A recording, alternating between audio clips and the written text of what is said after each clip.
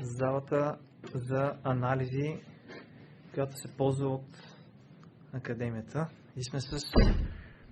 Това е първият път. Ние ползваме рядко за мачове. This department role, like, well, how does it help develop the players? And because it's something interesting, we don't have it. We don't even have, academy analysis at all. So, what makes it, necessary? And is it necessary? I'm sure it is, but how do you work with the players and the coaches? Do you work more with the players or with the coaches? Do you help the coaches and both? I'd say it's even, to be honest, between the coaches and the players. I think, obviously, in terms of academy analysis in this country, it's just the norm now in this country. So all academies will have analysis probably the 11s, 12s age groups all the way up. We decided to go a little bit younger, and that's because it's our belief that the earlier we start putting those building blocks in place, and not just around the football learning, but actually about the players being able to analyse their own performance and improve their observational skills. We think the earlier we can do that, the more that will benefit them long term. So we're almost not picking it up when they get to 12, 13, 14. We're starting before that. So we feel that gives us a little bit of an advantage on other clubs who maybe start a bit later. All right. Well, want to deliver those insights and change behaviours. The first step is always awareness. It's very hard to improve on something that you don't know you need to improve on. So I'd say, especially at the younger age groups, 9s, 10s, 11s, that's really what we're looking for. We're looking to give the players that visual evidence of what it is we think they do really well, so they can come back into training and games and say, right, I've seen that, I know what I do, I can do it again. Or giving them that understanding and that awareness of what it is we want them to go and develop and improve on next. We think it's unbelievable at scoring crosses, and that's what's going to get in the first team. It's really important how we tailor how the team plays to provide that individual with those opportunities.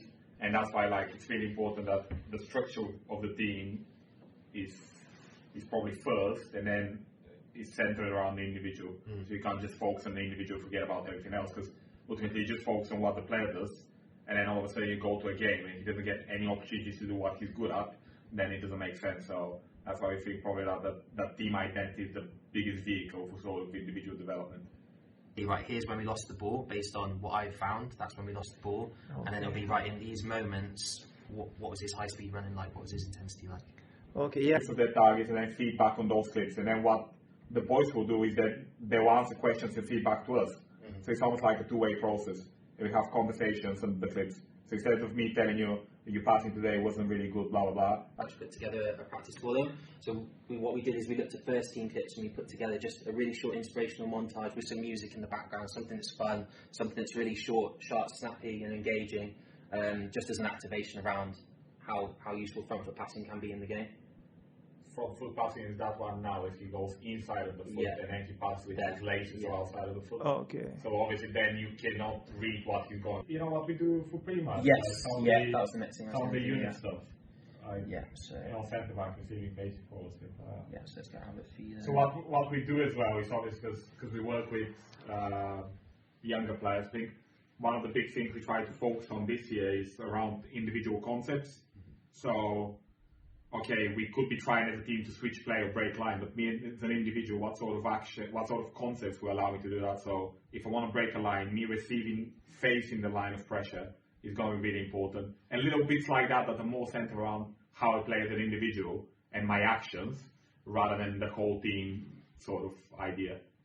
So we just have a few examples of him painting those things on that.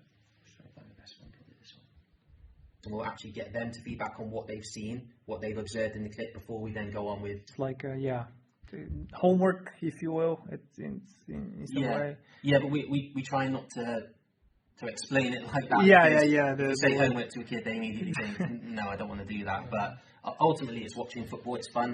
They love it. It's there's so much information on YouTube that the boys can actually see, and if you use their attention in the right way, then they can learn from it. So I think. As long as you want to do it, there's lots of ways to be creative with it. All right. I think kind of just to add on to that as well, it doesn't always have to be about video. So something we've done for the younger ones is they now have this scrapbook. So that's almost like their journal, their log of their reflections from the game. Each player has something like this? Yeah, so every single player has one of these scrapbooks which has things like match reflections after each game, so they can write down their own reflections. So that's what I was talking about in terms of them starting to analyse their own performance. So they're not, same as we want to create independent decision makers as players. So that's players who can go out onto the pitch and be creative and make their own decisions without a coach on from staff. It can come from the players themselves. And obviously that's a journey from the time they start under nines, where maybe everything's based on emotion or they only look for certain things. And then, but through the educational process of this, they start to become more rounded in terms of analysing their own game. So if I didn't have access to video and I wanted my players to almost analyse and break down their own performance, that would be the very first thing I would do. It started as purely football, but it's become more of a holistic, all-round development tool now as well. So we've added in things like our psychology team. I've added in psychological tasks as well. That's from our nutrition team to see how they're preparing for the match and how that relates to their energy levels during the match as well. What else we look for them to do in the scrapbook is plan. So when they get their target, like Adrian mentioned, on their water bottle, we ask them to, so they'll get their target in here and then they have to set their goals and how they're going to go and achieve their goals. They can plan their own sessions, but they have time in the weekly schedule to come in and do themselves.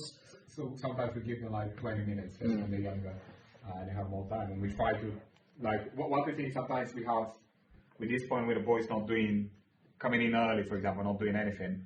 And we thought, well, let's educate them. Let's from 9s, 10s, 11s, 12s, start asking them, okay, that's your target. Can you design a session that you train yourself? So I know like individual coaches are really popular and people pay 50, 60 quid to sort of, for someone to improve your left foot. But actually, if you have a wall and you're in your own and you have a mind, you can coach yourself for it. And that's something we used to do with kids. And we think like, okay, how can we help the players actually recognize our process and try to be better at it? It's not like rocket science. The practice could be that simple, but just ensuring, okay, if I need to work on my left foot receiving from the air, how can I get as many opportunities to receive left foot from the air? It could be as simple as kicking the ball up and controlling it with different surfaces or whatever.